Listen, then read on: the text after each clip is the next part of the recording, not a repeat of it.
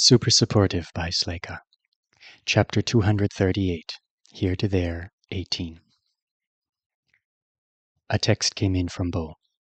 Are you back on Anesidora yet, or is this message traveling impossible distances and contributing to your future bankruptcy? I'm heading out to meet up with Jeremy. Got time to talk on the way if you're awake.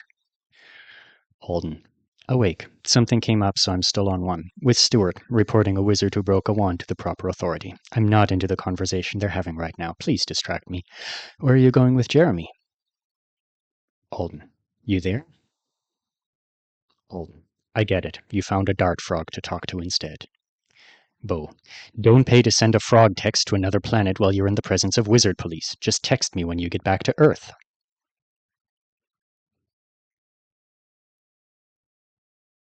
Holden stared at Bo's last text, hoping there would be another, before regretfully banishing it. He went back to sipping on the iced tea he'd been given and rocking in his chair. The assistants had brought out a couple of silent white fans to keep the hot air moving, and the breeze from one of them wafted the sweet scent of a few uneaten slices of fruit toward his nose. Not much was required of him, even now that Executioner Vilma was aware Stuart expected him to be regarded as more of a guest. A while ago, she had started leading the conversation toward her favorite topic, exceptional criminals, and the exciting challenges they presented to members of her profession. Now, she was happily monopolizing the speaking opportunities as she warmed to the subject of one such criminal she knew Stuart would be familiar with. To see a talented wizard misuse himself is disappointing, but geniuses are the most exhilarating cases to manage, and your professor is such a blend of special circumstances and pressures. Furious grand senators, the value of the research and the mind that produced it, him claiming the right to inhabit the Luklo region of Thagon based on his heritage, and then suggesting in the next breath that the residents of Chaiklo should be considered his responsibility and counted toward his merit. Vilma sighed. With longing, Alden thought.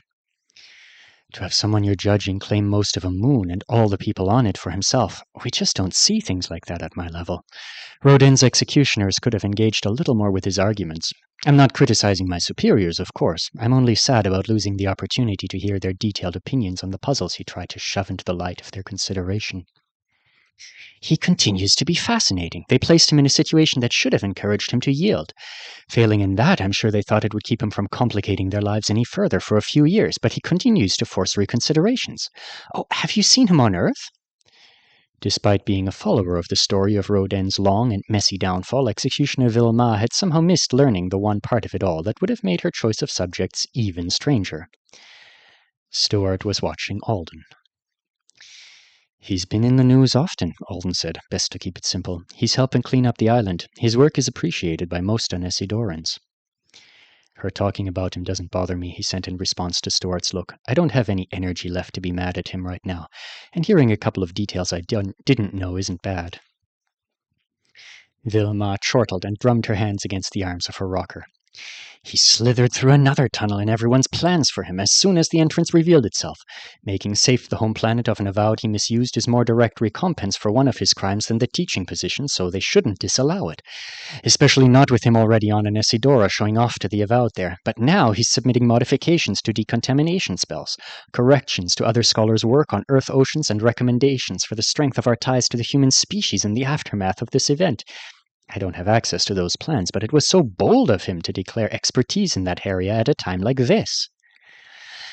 Vilma had not bothered to learn the name of the human Rodin had misused. That was something she was surely going to regret when she ran across it again in some footnote of the professor's criminal biography. He submitted suggestions on how Earth and the Triplanets can strengthen our relationship. Does the Grand Senate accept counter-arguments via email? Where do I send one? Here are several thousand reasons why Worley Rodin should not be considered a humanity expert. Whatever he says about us should be ignored.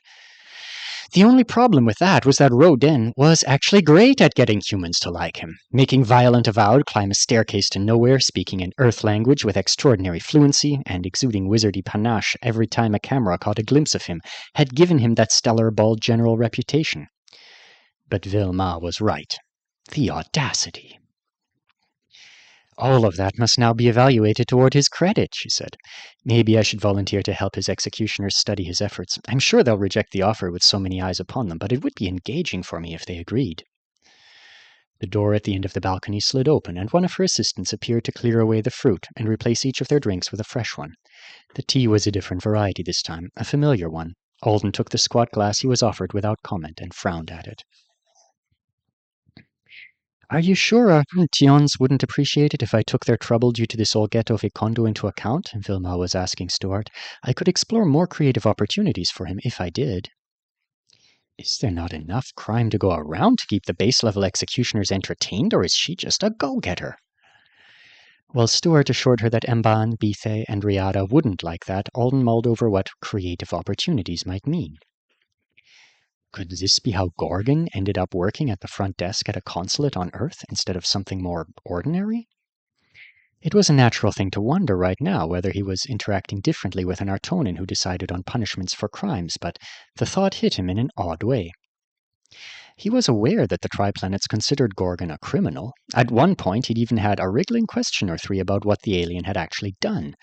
But that was before he'd looked into Gorgon's eyes and had the sense that something sacred and benevolent stared back at him.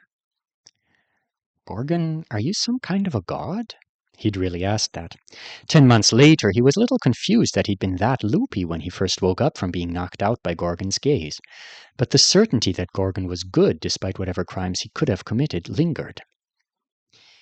And did he ever even do anything wrong? Or does some really powerful person just hate him? And whether he did or not, isn't his imprisonment too bizarre? So much about it was just off. Why was he working in a busy lobby? Why was he working in a busy lobby on Earth? Alden had never heard of extraterrestrial prisoners being held in any other publicly accessible locations on Earth. He had never heard of another unknown species living on Earth either. This seems like the kind of thing that should spark conspiracy theories all over the place, but we just get light desk demon gossip and a few rude tourists taking pictures. Most people who attended lessons at the consulate barely acknowledged Gorgon as they passed through the lobby. Here are the classrooms, there are the shoe cubbies, don't annoy the guy with the horns, he once eviscerated somebody if you believe the rumors, but more importantly, he can turn off our internet access. Alden supposed Gorgon had been part of the city for so long that he'd just become a fixture of the place, instead of someone that everyone should freak out about. People must have done all their freaking out decades ago when he moved in, right? And then they just got over it. At least Bo says Gorgon likes. One of the pieces of ice in his unsipped drink popped, and Vilma was rising from her rocker, telling them she was going to send her son and his tutor inside and prepare a few things before the accused arrived. Are you well? Stuart asked while the executioner descended a staircase into the courtyard. Yes, just thinking about something back in Chicago. I'm glad this will be over soon, Stuart said. I expected it to be stressful, and it meets my expectations. Alden was afraid of asking a simple question about Gorgon would be an admission of some kind, but that was an unreasonable fear, wasn't it? And this was a unique opportunity. Right now, it was a very normal subject to bring up. It might not be so again for years. A casual chat at the executioner's place about various criminals wasn't going to be on his schedule again if he could help it. He took a breath. There's an alien at the Artonan consulate in Chicago, a prisoner who can't leave the building. I saw him all the time when I was on the way to class. Why do you think he's there? An alien? Do you mean not human or Artonan? He's something else. Perhaps he harmed one of the consulate workers, Stuart suggested, and so he was placed there to serve his sentence. Alden almost said that there was no other workers there, but then he realized that there probably had been in the past, and whoever Gorgon's current supervisor was qualified, even if they were never around in person. If he disemboweled his supervisor, then I'm surprised they get along well enough for him to voluntarily ask her for stuff. Or if he has rare abilities that are suited to the consulate's function, that might be a reason. Giving him the best opportunity to repay his debt could justify a posting on your world. I'm sure his crime wasn't too disturbing or dangerous, or he wouldn't be in a position where young humans encounter him on their way to class. He has the rarest of abilities. I can't see how the consulate is using them, but what do I actually know about what goes on in that place when I'm not around? There are rumors in Chicago that he eviscerated somebody. Is he a Grivik, then? They can do disturbing things to one person and still not be dangerous to students attending lessons. Alden had been about to add that the evisceration rumors sounded like the kind of story a teenager might have made up 40 years ago after seeing Gorgon for the first time, only for it to gain a life of its own. But this was another opening. He's not a Grivik. He's not a species I recognize. That made Stuart look more curious. I think I know every species we've ever encountered that could reasonably be imprisoned. What does he look like? Ill at ease, even though describing an individual familiar to an entire city couldn't possibly be considered revealing secret information, Alden described Gorgon's grey skin, short stature, many horns, and shark-like eyes. He didn't mention the overwhelming, ecstatic effect those eyes could have on a person. He doubted they'd let Gorgon keep living in the consulate if they knew he was able to work around the rules of his bondage well enough to do magical things to anybody who came along with a mean cat and a jar of salsa. Stuart listened raptly. I've never heard of a species like that. He must be someone who's modified himself. The rebel-bodied are far more common than the Fitunas pretend they are, and if he's one of them, that would explain why he couldn't serve his punishment on his own world. They treat those who choose to alter or display themselves cruelly by our own moral standards. So even the primary son didn't know what Gorgon was. Alden knew that he wasn't a morph transmogrified or surgically modified Fituna who refused to wear body coverings, but justifying that statement without saying he's from a cannibalistic species that could do magic was hard. And executioner Vilma was on her way back up the stairs. Olgeto Vicondo's time had run out.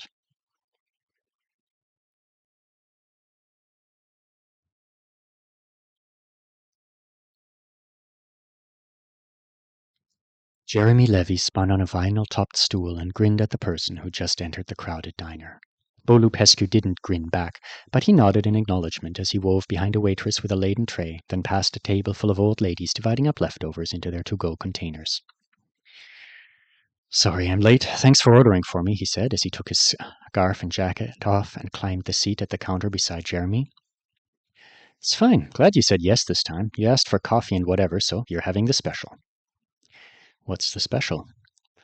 A Reuben and a blueberry pancake. The Reuben comes with a pancake?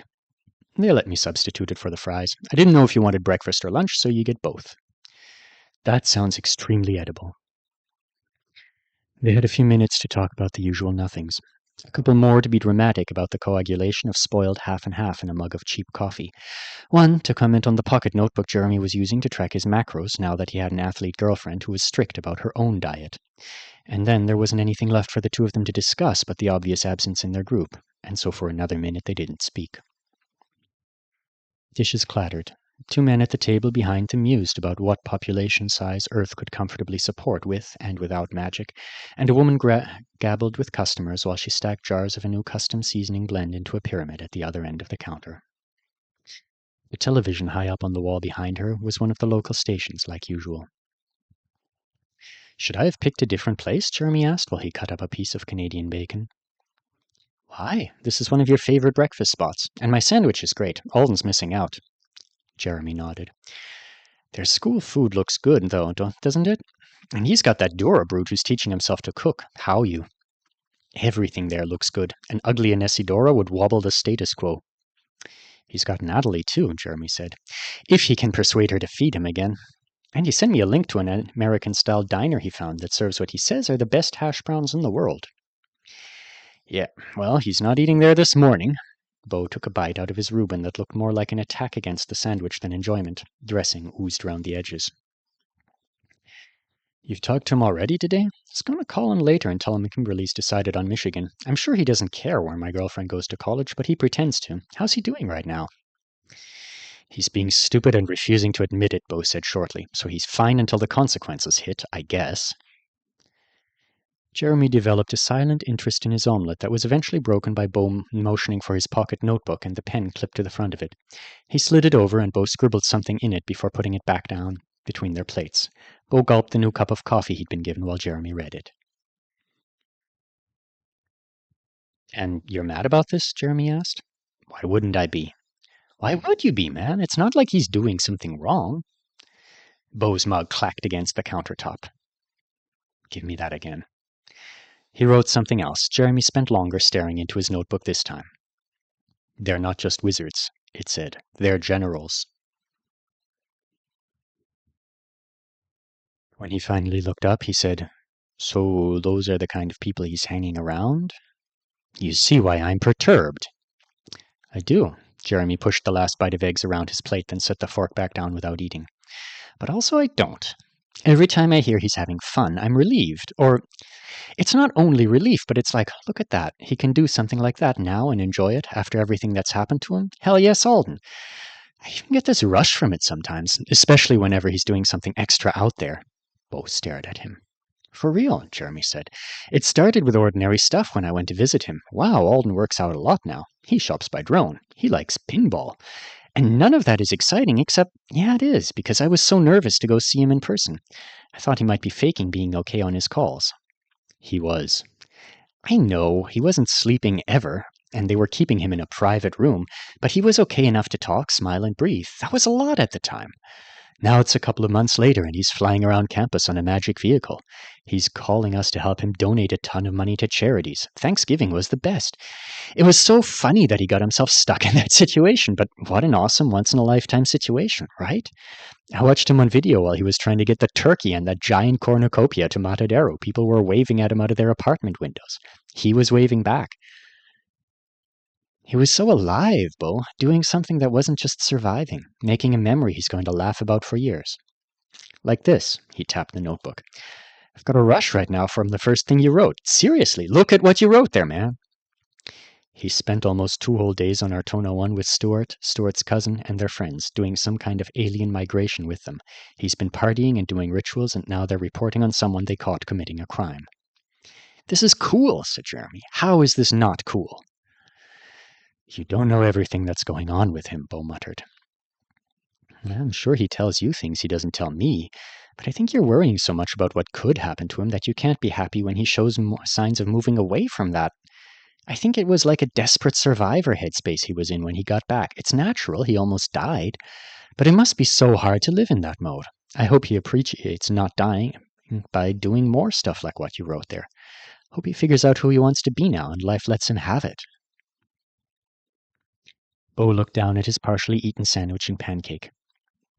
I get how you're thinking. You're right about some of it. But I'm not going to be happy he's hanging around more and more of those types of people and getting so freaking attached to them. Why? Because they're dangerous, Bo hissed. He shouldn't be attached to them because they're dangerous? Yes, are your ears working? They are. By the way, when are you going to come over to help me fix that thing that someone broke in my bedroom? Bo's shocked expression met Jeremy's wince. I didn't mean to bring that. Don't worry about it. It's my fault after all. So much of this shit that's happened all damn year is obviously my fucking fault. Bo was on his feet, grabbing his coat and scarf. Bo, nobody in the universe thinks that except for you. I'm sorry. I really just wanted to have breakfast with you. You're taking my macro notebook. Bo ripped out the page he'd written on and several below it and dropped the notebook back on the counter. I'll pay you back. I don't want you to pay me back. I want you to sit down and talk to me. Done talking. See you at school on Monday. Bo! He was already rushing toward the door.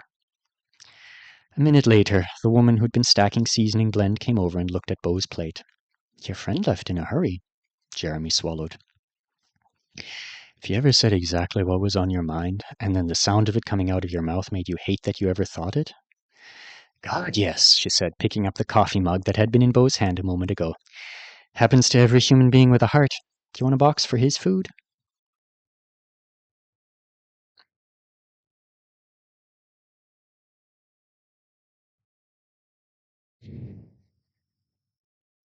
Alden stood beside Stuart, who stood beside the executioner. All three of them looked down over the smooth wood of the balcony rail to the courtyard below. Olgetto Vecondo was down there, kneeling on dull red tiles and breathing so hard that Alden could hear him, even from this distance. His brother had come with him and been forced by a command from Vilma into one corner of the courtyard after reading a message from their mother, who pleaded for mercy for her son and apologized on behalf of their family for his behavior, which was more or less an admission that he had done it.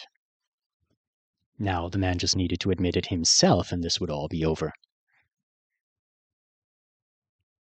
The strong may pull mercy from their pockets without noticing a loss, Vilma said. Be at ease, accused one.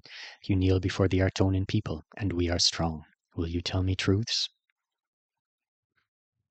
They waited. Olgetto Vecondo had worn a beautiful grey coat, and a pair of the Oodi tendril feathers his family favored hovered over his back. Sweat or tears dripped down from his browed head to leave small dark spots as they soaked into the tiles. Alden reached up to surreptitiously wipe the sweat from above his own lip with the back of a finger. This feels awful, and I'm scared the dumb person down there might do something wrong and literally lose his head. How is Stuart so calm?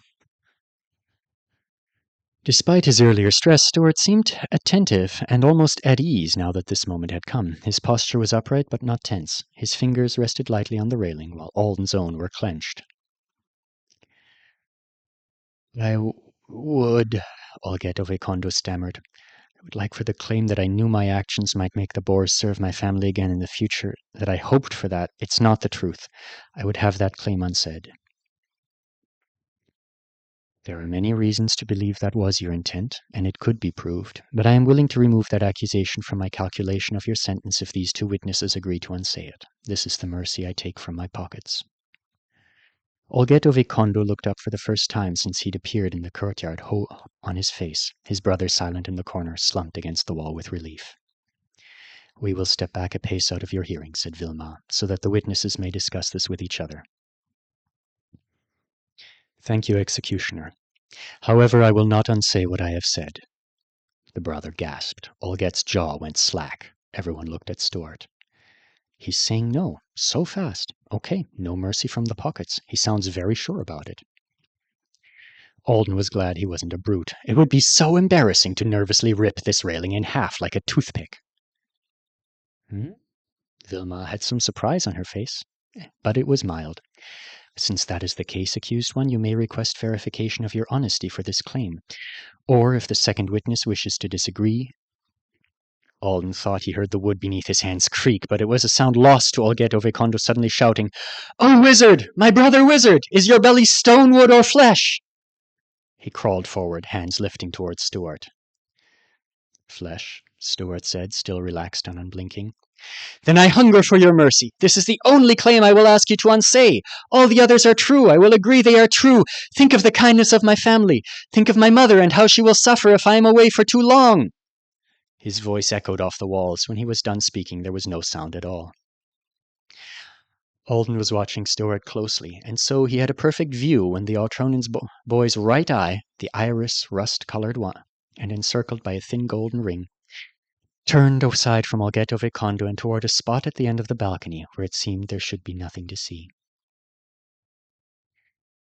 It was the first time Alden had ever seen Stuart split his attention. The eye returned to its starting position in a heartbeat. As I consider you now, Stuart said in a voice just loud enough to be heard by all present, I prefer to think of my own mother and her suffering. I will not unsay anything. A moment passed, and Executioner Vilma tapped her black ring against the rail. A second witness has already been recorded, she said, so if he wants to disagree with the first, there will be more of a process to go through before we move forward. 3 people focused on Alden. Stuart didn't. And Alden realized he wasn't nervous anymore. He could relax his own grip and his own shoulders. He could think past the immediate fear of seeing another person's head roll. It wasn't hard to speak clearly. I will not unsay what I have said. There were a few more things for Vilma to cover, but Olget Ovekondo's life, as he'd lived it up to that moment, ended with those words. And the man knew it. He collapsed onto the tiles, his face hidden and his body shaking. Alden watched him tremble, then took a few steps back out of the spotlight to drink the tea he'd been given. Behind him stood the son of people who'd suffered to protect others. Below him knelt someone who treated others like they existed for his convenience. The glass in Alden's hand was slick with condensation. The liquid inside was dark blue. This was the same variety of tea Rodin had given him once. His brain tried to make that mean something, but really it didn't. It was just tea. Olget Ovekondo was just a tiny little man who'd done wrong. And people like Sina Stuart and Alden Thorne had more important things to do.